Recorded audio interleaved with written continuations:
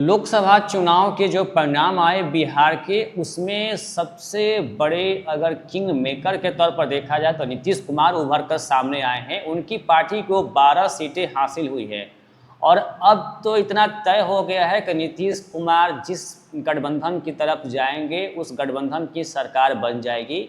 यानी कि उसके पास एक बहुत बड़ी चाबी मिल गई है सत्ता को घुमाने की। बिहार लोकसभा के 40 सीटों के जो परिणाम आए हैं उससे दो बातें स्पष्ट हो गई हैं कि अभी भी बिहार में जाति और पार्टी अहम फैक्टर है, इसे इनकार नहीं किया जा सकता। दूसरी बात कि अभी भी नीतीश कुमार पर लोग भरोसा करते हैं, उनकी पार्टी को अभी भी वहाँ लोग पसंद करते हैं। बिहार के 40 सीटों में से 12 सीटें जेडीयू के खाते में आई हैं तो 12 सीटें बीजेपी के खाते में आई हैं। लोजपा चिराग पासवान की पार्टी को 5 सीटें, वहीं जीतन राम मांझी 1 सीट पर जीत हासिल किए हैं। आरजेडी को 4 सीटें मिली हैं और एक प्रत्याशी निर्दलीय जीत दर्ज किए हैं जो कि पूर्णिया से पप्पू यादव है। तो इस वीडियो में हम बिहार की ही सभी सीटों पर चर्चा करेंगे और खासकर से उन सीटों का जिक्र करेंगे जिस सीट को हाई प्रोफाइल माना जा रहा था, जहां मुकाबला बहुत ही करीबी होने के अनुमान लगाए जा रहे थे। अब वहां के भी परिणाम हमारे सामने हैं तो उन सीटों का विशेष तौर पर हम इस वीडियो में जिक्र करेंगे। इस चुनाव में कांग्रेस की सीटों में भी इजाफा हुआ है। 2019 के लोकसभा चुनाव में कांग्रेस को मात्र 1 सीट मिली थी, लेकिन इस बार उसे 3 सीटें हासिल हुई है, यानी कि उसकी सीटों में 2 नंबर का इजाफा हो गया है। वहीं 2019 के लोकसभा चुनाव की बात करें तो आरजेडी के खाते में एक भी सीट नहीं गई थी, लेकिन इस बार उसे 4 सीटें हासिल हुई हैं। कुल मिलाकर देखा जाए तो बिहार में कांग्रेस और आरजेडी को फायदा हुआ है, लेकिन जेडीयू और बीजेपी को इस बार नुकसान हुआ है, क्योंकि बीजेपी और जेडीयू दोनों की सीटें इस बार कम आई हैं पिछली बार के मुकाबले। दोनों पार्टियां गठबंधन के तहत जेडीयू जो है 16 सीटों पर चुनाव लड़ रही थी, बीजेपी 17 सीटों पर चुनाव लड़ रही थी, लेकिन जब चुनाव परिणाम आया तो जेडीयू के खाते में मात्र 12 सीटें और बीजेपी के खाते में भी मात्र 12 सीटें आई हैं। यानी 4 सीट का नुकसान जो है जेडीयू को हुआ, 5 सीट का नुकसान बीजेपी को हुआ है। जदयू को जिस 4 सीट पर हार का सामना करना पड़ा है उसमें किशनगंज, कटिहार, पूर्णिया और जहानाबाद की सीट है। वहीं बीजेपी को जिन 5 सीटों पर नुकसान उठाना पड़ा है उसमें पाटलिपुत्र, आरा, बक्सर, औरंगाबाद और सासाराम की सीट है। इन सीटों पर दोनों पार्टियों को नुकसान उठाना पड़ा है। पिछले लोकसभा चुनाव की बात करें तो 40 सीटों में से 39 सीटों पर एनडीए गठबंधन ने जीत हासिल की थी। उसमें नीतीश फैक्टर, मोदी फैक्टर, सारे फैक्टर काम कर गए थे, लेकिन इस बार ऐसा कुछ नहीं हुआ। उसे मात्र 30 सीटें ही हासिल हो पाई हैं, बाकी की सीटें एनडीए गठबंधन के खाते में और 1 सीट निर्दलीय खाते में चली गई है। अब बातें बिहार की उन सीटों की जिस सीट पर अक्सर सोशल मीडिया से लेकर मेन स्ट्रीम मीडिया पर चर्चाएं होती रहती थी। सबसे पहले मैं बात काराकाट लोकसभा सीट की करूंगा। ऐसा माना जा रहा था कि इस सीट से पवन सिंह ने चुनाव लड़ने का जब से ऐलान किया था तब से यहाँ का मुकाबला त्रिकोणीय और दिलचस्प हो गया था। हालांकि इस मुकाबले में पवन सिंह को हार का सामना करना पड़ा है, साथ ही साथ एनडीए उम्मीदवार उपेंद्र कुशवाहा भी इस रेस से बाहर हो गए। बीच में फ़ायदा मिल गया सीपीआई माले के उम्मीदवार राजा राम सिंह कुशवाहा को, उनको जो है बम्पर वोट मिला। हालांकि सबसे बड़ी बात तो ये रही कि दूसरे पायदान पर पवन सिंह रहे। पवन सिंह जो है वोट शेयर में, वोटों के प्रतिशत की बात करें, उपेंद्र कुशवाहा से बहुत आगे निकल गए। मतलब वहाँ की जनता ने इन्हें पसंद किया है, बेशक इन्हें जीत नहीं हासिल हो पाई। काराकाट लोकसभा सीट पर अगर वोटों की बात करें तो राजा राम सिंह कुशवाहा को 3,80,581 वोट मिले, तो वहीं दूसरे पायदान पर पवन सिंह रहे जिन्हें 2,74,723 वोट हासिल हुए हैं। यानी कि वोटों की संख्या की बात करें, वोटों के प्रतिशत की बात करें तो इससे साफ स्पष्ट होता है कि काराकाट की जनता ने पवन सिंह को समर्थन दिया है। ये अलग बात है कि वहाँ जाति फैक्टर काम किया, थोड़ी पार्टी फैक्टर काम किया और पवन सिंह को हार का सामना करना पड़ा।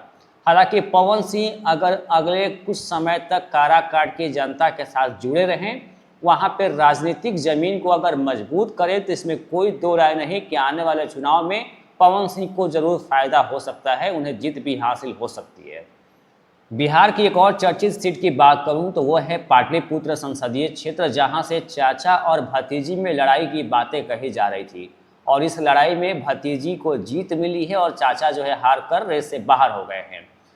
इस सीट पर एनडीए की तरफ से रामकृपाल यादव चुनावी मैदान में थे, वहीं इंडिया गठबंधन की तरफ से लालू यादव की बड़ी बेटी मीसा भारती यहां से चुनावी ताल ठोक रही थी, जो पिछले 2 लोकसभा चुनाव में हार चुकी थी। और इस बार बड़े अंतर से रामकृपाल यादव को उन्होंने जो है चुनावी मैदान में पटखनी दे दिया है। पूर्णिया लोकसभा सीट भी अति हाई प्रोफाइल सीट बन चुकी थी, क्योंकि यहां से पप्पू यादव ने जब से निर्दलीय जो है नामांकन दाखिल किया था, यह सीट भी सुर्खियों में था। और कमाल की बात यह है कि पप्पू यादव ने यहाँ चुनावी जीत हासिल कर ली है और ठीक ठाक वोटों के अंतर से जीत हासिल की है। उन्होंने आरजेडी की बीमा भारती को चुनावी मैदान में हरा दिया है।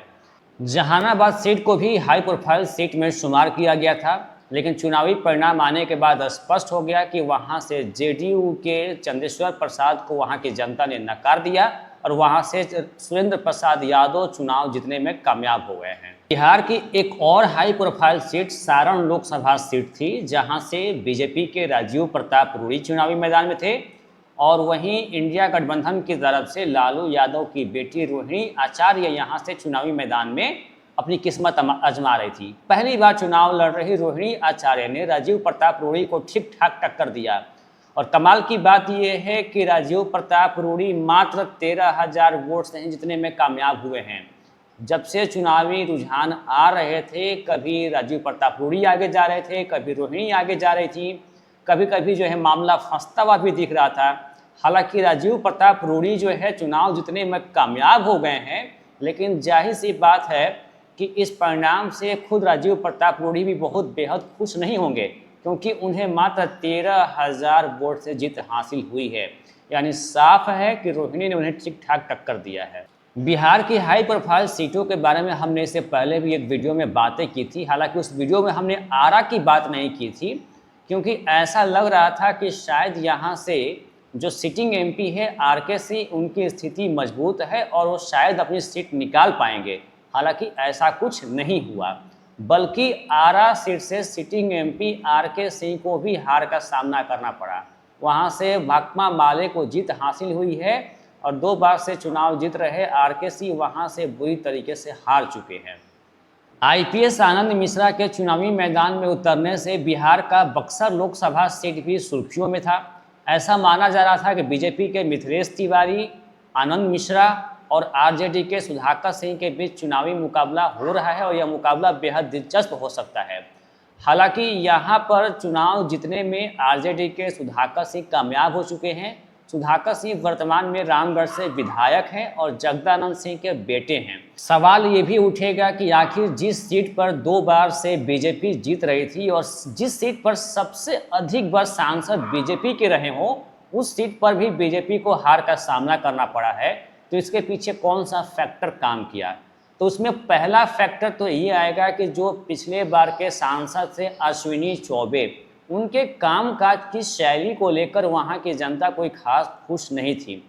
दूसरी बात तो ये है कि अश्विनी चौबे का टिकट एक तो काटा जाना, उनके जो प्रशंसक थे, कुछ कार्यकर्ता थे जो उस फैसले से नाराज थे, और बक्सर जो है ब्राह्मण बहुल क्षेत्र माना जाता है। ऐसे में इसमें कोई दो राय नहीं है कि जातिगत वोटों का बंटवारा हुआ और इसमें सुधाकर सिंह को फायदा हुआ, और न केवल फायदा हुआ बल्कि चुनाव जीतने में वो सफल भी हो गए।